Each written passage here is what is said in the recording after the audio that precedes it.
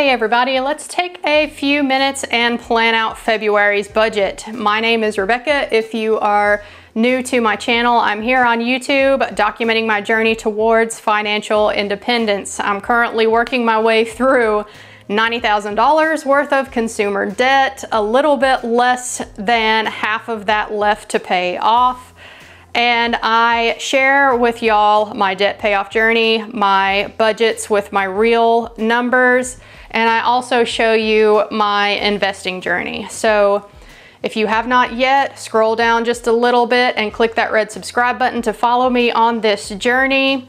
This video, we are planning out the February budget for 2020. So as usual, I have my income sources blocked out for privacy, but I do show you the totals at the bottom. And for February, I'm planning on bringing in about $3,740. Next section of the budget is the bills and spending portion of the budget. Now, last month in January, I did a no spend.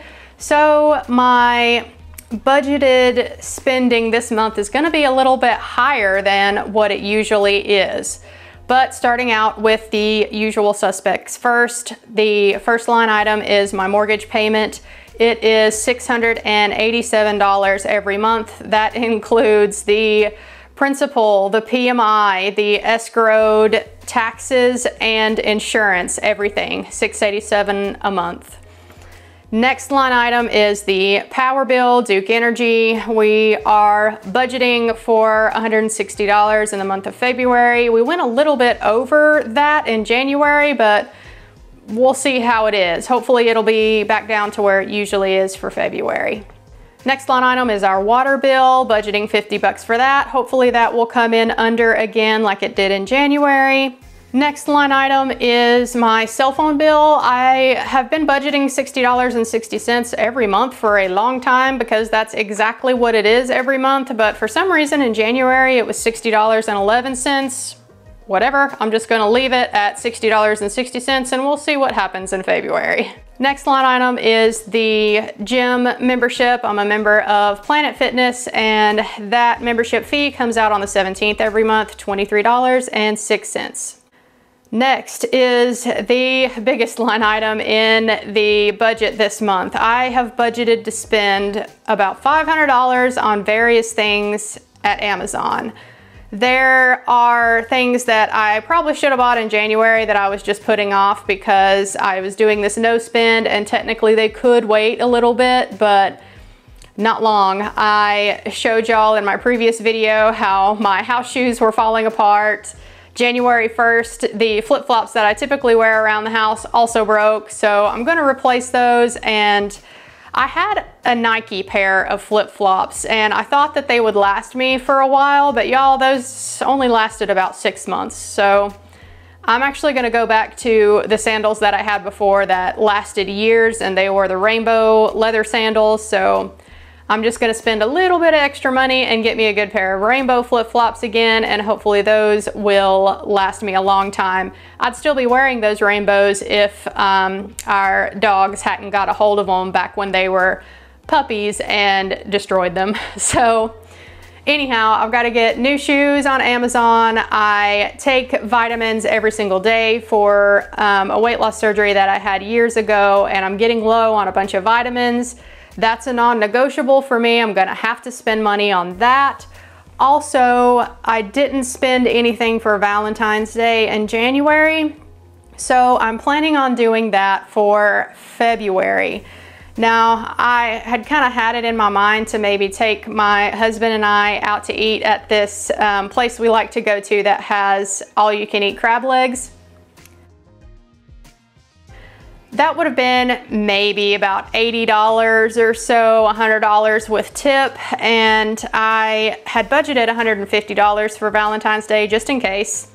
And so I told my husband that, and I gave him the option. I said, well, we can go eat crab legs one Sunday, or I can spend a little bit more money and get us something that we need to replace. And he opted to just get us the thing that we needed to replace, which is our Bissell Crosswave. I love that thing. I've had it for nearly 3 years and we use it heavily, but y'all, it's finally approaching death. It's not quite dead yet, but it definitely does not work as well as it used to. It's making a very ominous sound and pretty sure it's terminal. So we do want to replace that and get us another one because I love that machine. Fun fact, if you didn't know, I actually did a review on it a long time ago, back when I didn't even know how to make thumbnails for YouTube or really do anything on YouTube. And y'all, for whatever reason, the algorithm picked it up and I still get views on that video today. It's actually my most popular video on this channel. What a success in personal finance I am, right? Whatever. So anyhow, we're going to replace that Bissell Crosswave and get us another one, but that's going to be about $250 to do that. So, you know, again, a bigger expense. Next line item in the budget, our dogs are on the last bag of dog food. I always buy the food for them and I get it through Chewy. I buy a few bags of dog food at a time because our Irish Wolfhound is giant. He eats a lot, so it just makes sense for us to get a bunch of bags at once. So I'm budgeting about $200 to spend on Chewy to get them some more dog food. And then the last line item in the budget, I am debating whether or not to actually do this because I've got so much budgeted for elsewhere in February.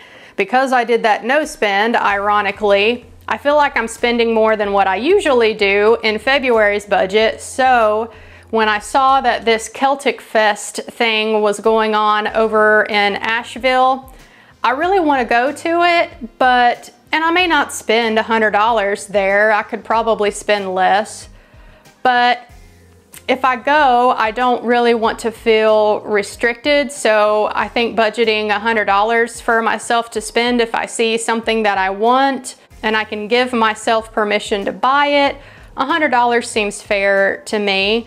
But because I'm doing all this other spending this month in February, I kind of feel like that maybe I shouldn't go to that Celtic Fest. But if I'm gonna spend money on something, it should be an experience that I enjoy, right? So, I don't know, I'm a little torn about it. In the end, it's just $100, but I don't know, maybe I'll go, maybe I won't. The other thing that's holding me back about going to this festival is that it is on Saturday, February 15th. So, I only recently found out about this festival, and as y'all know, I work Friday nights. I'm a third shift worker, so I highly doubt that I would be able to get Valentine's night off Friday night in order to be able to go to the entirety of this Celtic festival. So I'd have to work Friday night, the 14th, come home on the 15th and sleep for a good 3-4 hours at least just to be functioning. And then I could maybe go over to Asheville, which is an hour away from me, and enjoy some of this Celtic festival. I wouldn't be able to go to the whole thing, so that's another reason why I'm kind of debating whether or not to actually even spend the money and go, but whatever, if I do decide to go, it's at least in the budget. So in total for February, I am planning to spend about $1,880. Moving down to the debt section of the budget, my student loan payment comes out automatically from my checking account on the 17th of every month.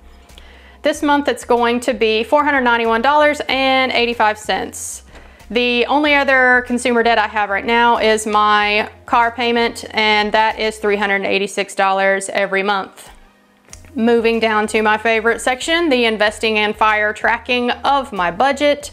This is where I keep track of all of my various savings and investing accounts that I will use to support my lifestyle post early retirement. First account listed is my regular taxable investing account with M1 Finance. I put $10 into that account every Monday, 4 Mondays in February, so I'm budgeting for $40 to go into that account for February. Next line item is my Roth IRA for M1. Now, This is not my current financial goal that I am working on. However, I do expect to finish the current goal that I'm working on in February. So next on the list is to start funding that Roth IRA and get it maxed out for 2020. So in February, I'm budgeting to put in about $140 to my Roth IRA. The next line item in the budget is the current financial goal that I'm working on. I am working to get my high yield savings account with Betterment up to $4,000. And for February, I'm going to finish this goal. So to do that, I need to put in $780 for February. Next line item is a tiny savings account I have at a local credit union. I don't contribute anything to it, but it earns me a couple cents interest every month. I just track it here to be thorough.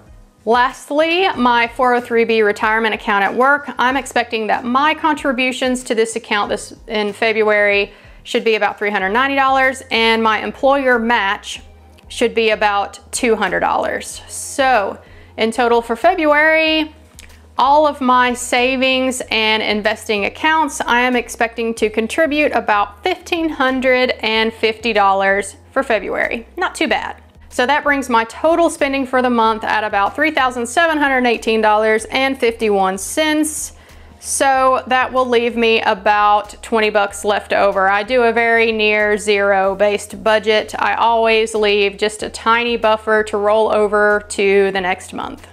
All right, guys, that will do it for my February budget. How is your February shaping up? Are you doing a no spend for February? I know a lot of people will skip January because it's a 31-day month. It's a little bit longer. And if they're gonna do a no spend, they opt to do it in February because it's a shorter month. So are you doing one down below? Let me know.